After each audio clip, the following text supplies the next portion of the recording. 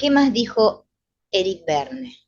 Dijo que los seres humanos, desde que nacemos hasta que morimos, lo único que buscamos, voy a buscar otra, es caricias, caricias. Un niño que recién nace y se lo deja solito, ¿sí? Por más que, bueno, no sé, lo alimenten con algo, una sonda, no sé qué yo, lo que sea que le, bueno, imaginemos situaciones, no sé, o sea, amamantado, pero no tenga contacto físico con otros, o sea, no reciba caricias, no puede sobrevivir. Las caricias son fundamentales para nosotros. Y nosotros en realidad lo que estamos buscando es caricias. Como estábamos hablando hace un rato, antes de empezar, que decíamos lo de la pandemia, pero la pandemia sí puso lo internet y lo virtual, pero nos alejó de las caricias. Ya nadie acariciaba a nadie. Todos nos saludábamos así de lejos, como si fuéramos apestosos, que nadie me vaya a contagiar. Por eso también nos estresamos, porque nosotros necesitamos eso. Por eso no es lo mismo un niño que su mamá puede dedicarle tiempo y amamantarlo y acariciarlo. Ese niño va a tener más defensas, va a ser más sano y todo, que un niño que la mamá está totalmente estresada, que no puede amamantarlo, que tiene que trabajar.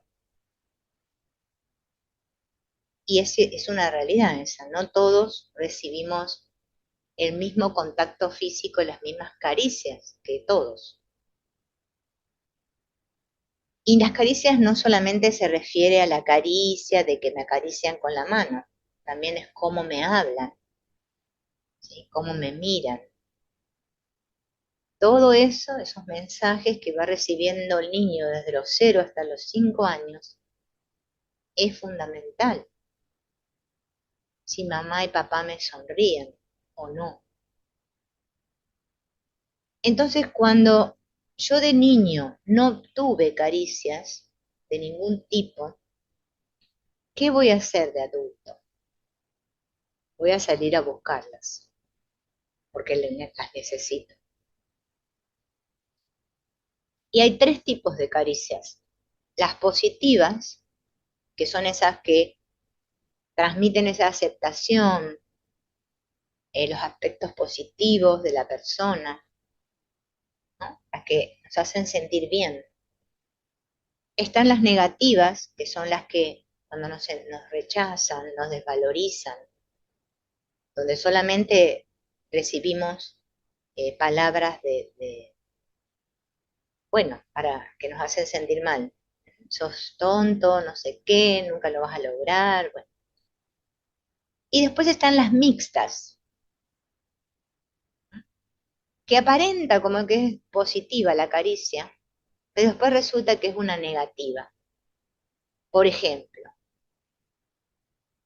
¿qué majo eres para ser catalán? Son esas frases, vieron, que son medias, como que como siendo catalán, ¿cómo va a ser majo, no? Como que se contradicen dentro de la frase. O eres la mujer más eficaz de esta oficina. Entonces están desvalorizando a todas las otras mujeres y poniéndola a ella por sobre las demás, ¿no? Si una persona no obtiene fácilmente o pierde su fuente habitual de caricias positivas, las va a tender a sustituir por negativas. La ley psicológica que subyace es, las caricias positivas son mejores que las negativas, pero las negativas son mejor que nada. Y ahí es donde ese ser, por ejemplo, vamos a imaginar que está una mujer, ¿no? Entonces busca una pareja que aunque la maltrate, ella prefiere eso antes que nada, ¿no? Preferible es una caricia negativa a no tener ninguna caricia. Eh,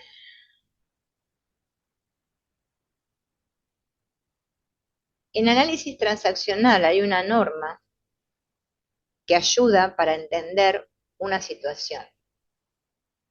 Dice, cuando no entiendas qué pasa en una situación, tradúcela a caricias. Es decir, interpreta la situación en términos de qué caricias te están pidiendo, dando, aceptando, rechazando. Por eso lo de las caricias es fundamental comprenderlo. Nosotros estamos siempre buscando caricias. Otra cosa importante es la postura existencial.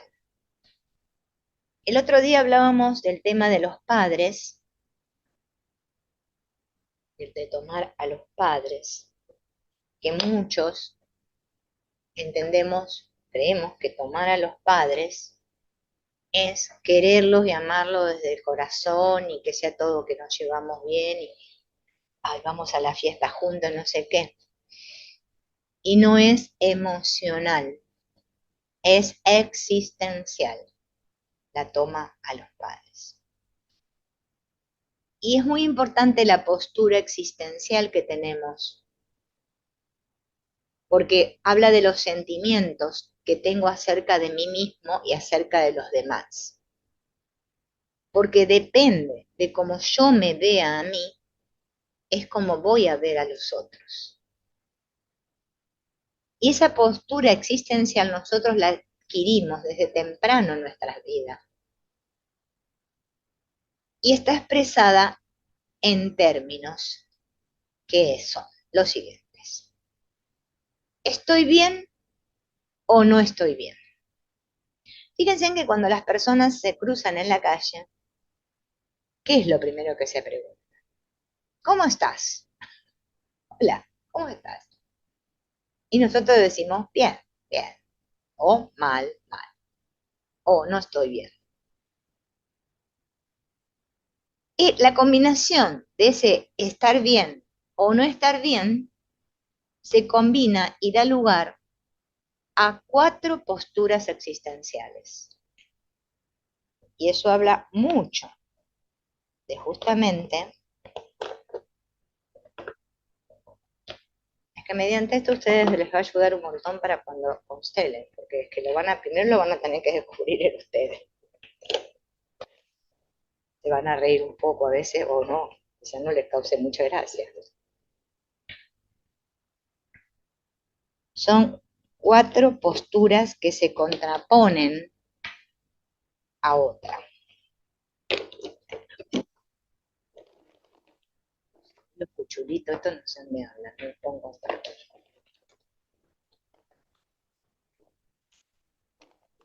Tengo para poner para todos. Quiero poner los cuadrados, como lo he puesto a lo circular, para que lo podamos ver. Me falta uno y no sé cuál poner.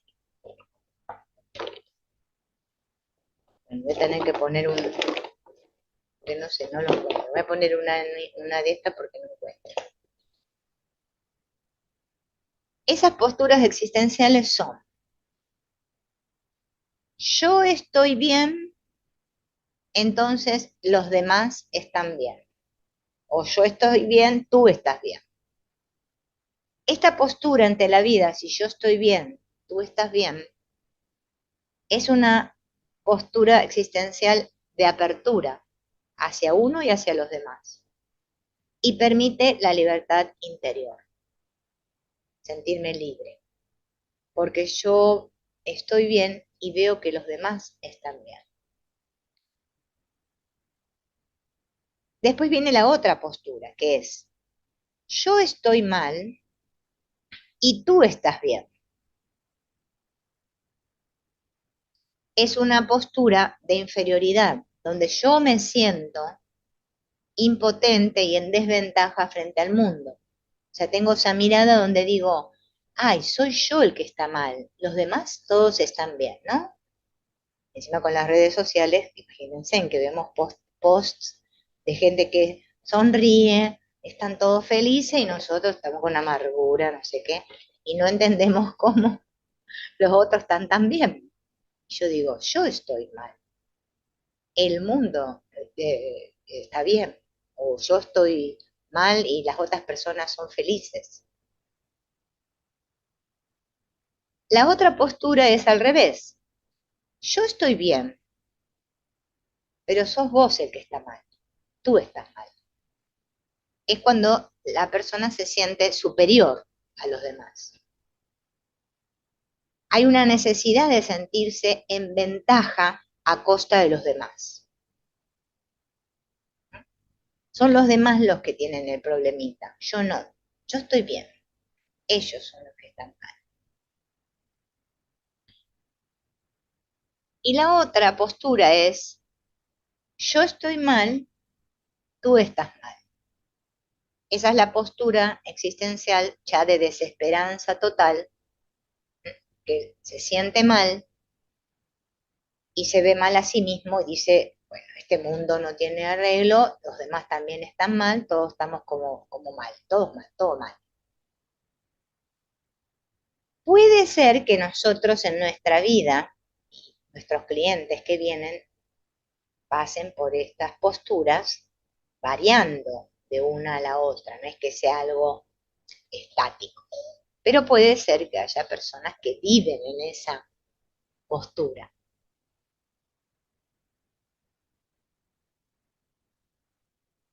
Por eso esto es como que tenemos que tener esa comprensión de los estados del yo, de cómo se relacionan, de las caricias y de este asunto del que estoy bien y están mal, porque ahí la proyección se muestra mucho, ¿no? De acuerdo a esto, se producen los juegos psicológicos.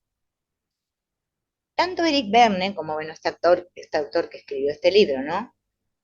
Pero la Gestalt, en sí, porque esto es gestáltico, bueno, las constelaciones son gestálticas, hablan mucho de esto de la obra de teatro o la película. Bueno, hay muchas filosofías que hablan de la película. Bueno, si estudias el curso Miradero, más convencido va a estar de que este mundo es una obra de teatro, una película. Ya ahí ya te salís de todas dudas. Esta vida, si la vemos como un juego, fíjense en qué juego tiene la palabra ego adentro. Ego, el juego del ego. Somos egos jugando un juego, el juego de las relaciones. Es la obra de teatro. Por eso, el que se conoce a sí mismo y el que realmente se puede llamar que está despierto, es el que justamente se da cuenta que es un juego, una obra de teatro. Y que según cómo se juega el juego, ese juego duele, hace pupa o no hace pupa, le decimos a los nenes chiquitos. Entonces, hay que saber jugar el juego, porque dos no juegan si uno no quiere. Y entonces eso habla mucho de mi estado adulto. El estado adulto no se engancha con los juegos del otro. Por eso el constelador tiene que estar en ese estado adulto, porque imagínense con la carga dramática que viene el cliente, si nosotros estamos en un estado que no es el adulto, es que no se puede. Por eso el trabajo interno nuestro es muy importante. Si es que queremos realmente ayudar, si no, no vamos a poder.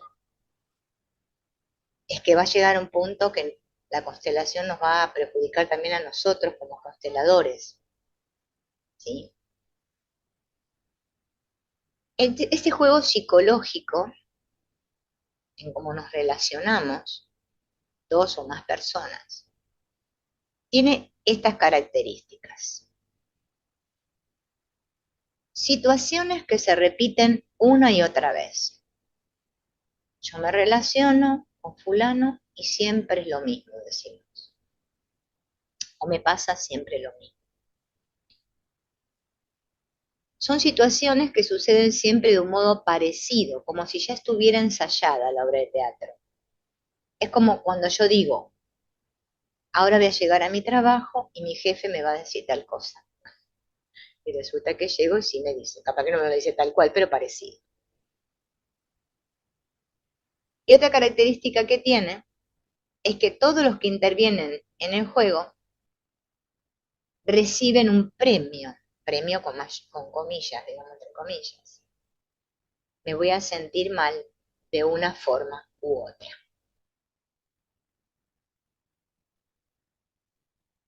Estos juegos forman parte de nuestra vida. Todos estamos jugando un juego. Por eso cuando yo les digo, cuando ustedes comprendan, pero eso tienen que comprender sentir, no es que de la cabeza, que por ahora van a decir, ahí está Silvina, ¿qué está diciendo?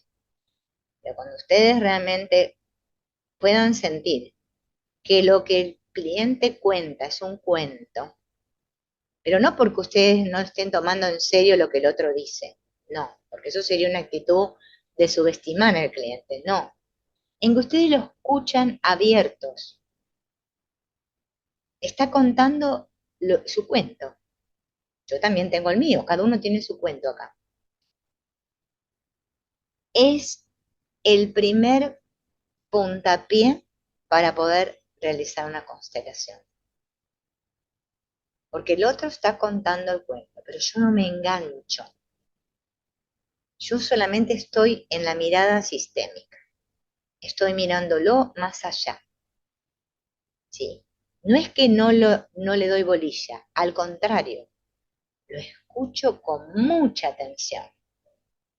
Porque si yo no lo escucho con mucha atención, entonces tampoco voy a poder constelar. Porque cuando mi cliente configure, a mí me va a pasar que no me encaja la cosa. Porque es que el cliente configura tal cual su cuenta. Tal cual el cuento, tal cual la configuración del campo. No falla. Es una cosa que parece matemática. Y los juegos responden a una fórmula que siempre se repite igual. Primer fórmula, la fórmula del cebo. El cebo, ¿vieron eso que le ponemos a la rata? El cebo. Bien. Un jugador lanza un primer estímulo destinado a enganchar las características sensibles de una persona. Este juego del cebo es bastante común y decimos que esa persona es manipuladora, porque le dice al otro, que está en un estado débil, algo para que reaccione, y el otro muerde el cebo. La flaqueza es la otra fórmula. La parte débil del segundo jugador responde al cebo. O sea, imaginemos, este lanza el cebo, este lo atrapa porque está débil. O sea que responde al cebo. O sea, se engancha, vendría a ser. La otra fórmula es la respuesta. En la fase del juego donde ambos ya están metidos en el juego, o sea, ya este respondió a lo que le dijo el otro, ya están enganchados. La otra fórmula es el cambio. El primer jugador cambia en su actitud y entonces este cambia de actitud. Y la otra fórmula es el beneficio en la que ambos jugadores ganan, o sea, los dos se sienten mal y no sé, se pelean y bueno, chao, vos por acá, yo por acá. En esas cuatro fórmulas están basados los celos. ¿Bien? Después léanse los ejemplos que da el autor porque están muy buenos. ¿Y qué pasa? Para entender los juegos, dice, esa es otra cosa que ustedes tienen que manejar, aparece el triángulo dramático, porque es una obra de teatro de la vida. El drama está sucediendo. El triángulo dramático. Esto lo descubrió un tal Cartman, que habló del perseguidor, el salvador y la víctima. Perseguidor, salvador, víctima. Y dentro del juego las personas cambian de uno a otro, del perseguidor a la víctima al salvador, perseguidor, víctima, salvador. Y así está. Por eso se llama el triángulo dramático.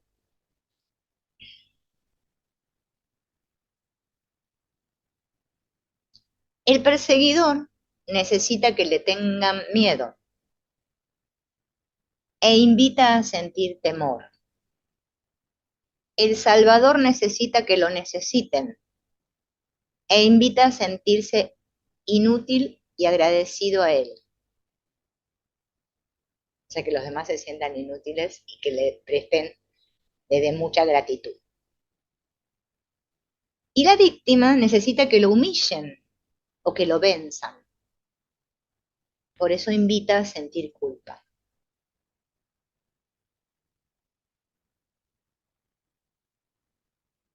Y los juegos y el guión de vida están íntimamente relacionados. Por eso cuando el cliente cuenta el cuento, seguramente, por eso nosotros le decimos, bueno, contame acerca de tus padres, qué pasó cuando vos eras pequeño, porque ahí tenemos como las claves, ¿sí? De lo que va justamente esa información que tiene el cliente, donde estamos escuchando atentamente parte de su guión de vida.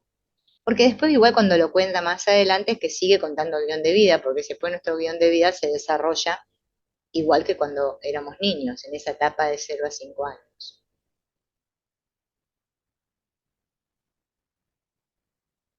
Bien.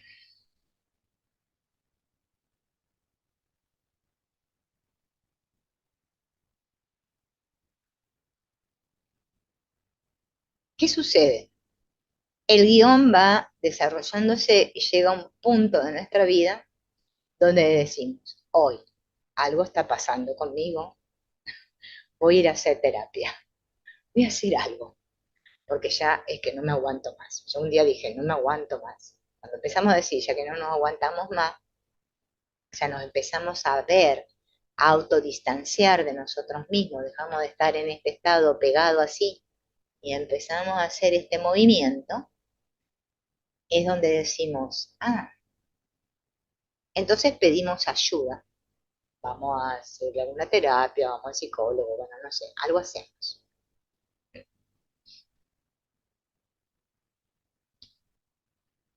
¿Por qué? Porque ya todos esos sentimientos, todo eso que nos sucedió, ya nos tiene en un estado en el cual nos sentimos atrapados y al mismo tiempo impotentes.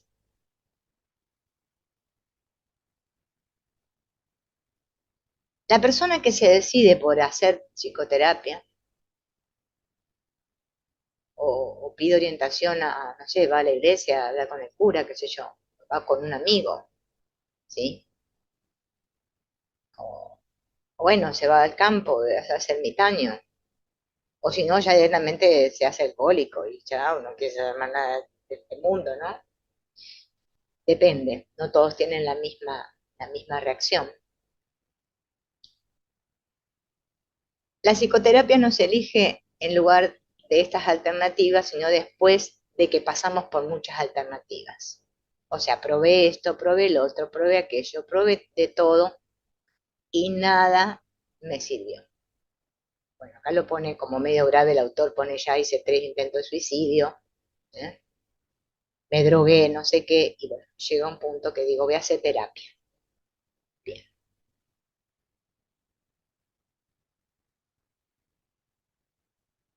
Todo esto, dice el autor, todo esto está, ¿no? O debiera estar, dice, en la cabeza del terapeuta, cuando unos días o semanas después de la primera llamada que le hace el cliente, la persona está con él en la sala de terapia.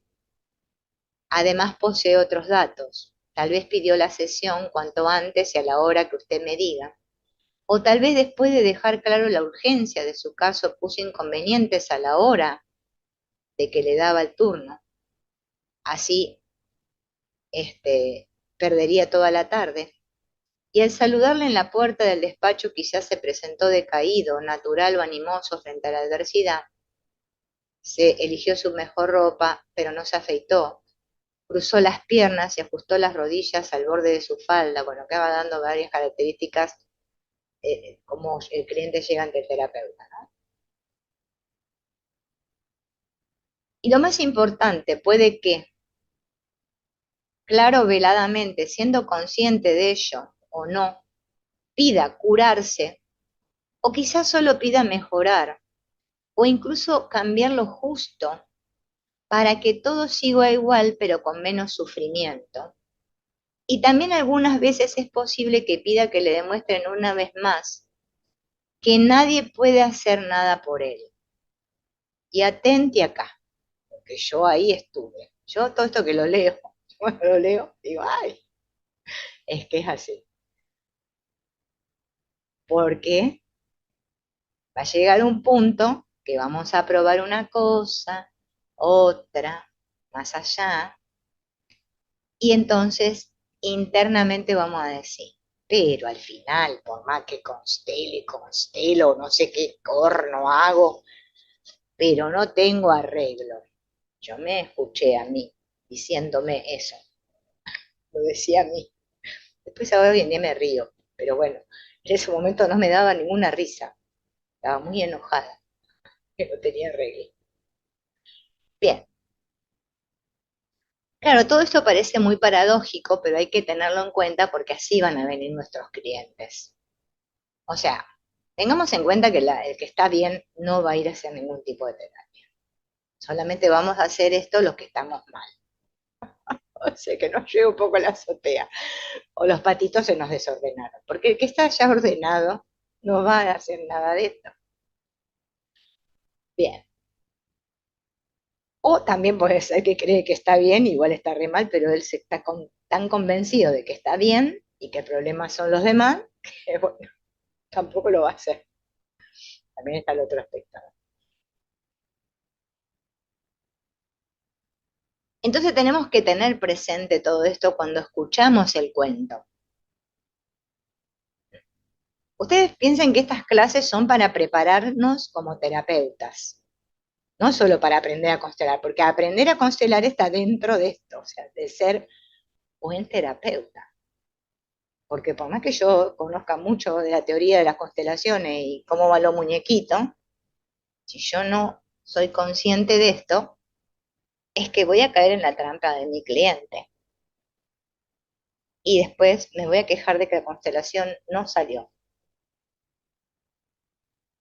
Y la constelación siempre sale. Es imposible que no salga. Entonces, ya sabemos lo que nos espera.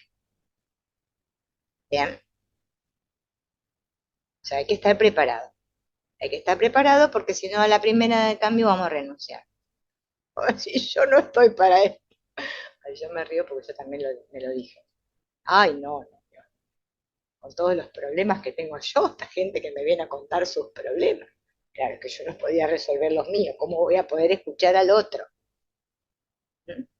Por eso tengo que comprender qué es un guión. ¿Cómo se formó ese guión? ¿Por qué se necesitó? ¿Y por qué fue ese guión el que eligió mi cliente y no otro? Y para comprender cómo se formó el guión, ¿sí? Vamos a tener que justamente ver la vida del cliente como una película. Ustedes cuando empiecen a ver que la vida es una película, es que van a ver que todo fluye mucho mejor. Sufrimos porque nos tomamos la vida en serio y creemos, como decíamos el otro día, ¿sí? O sea, sabemos que todo empieza y tiene un final y resulta que no sé qué corno queremos hacer acá.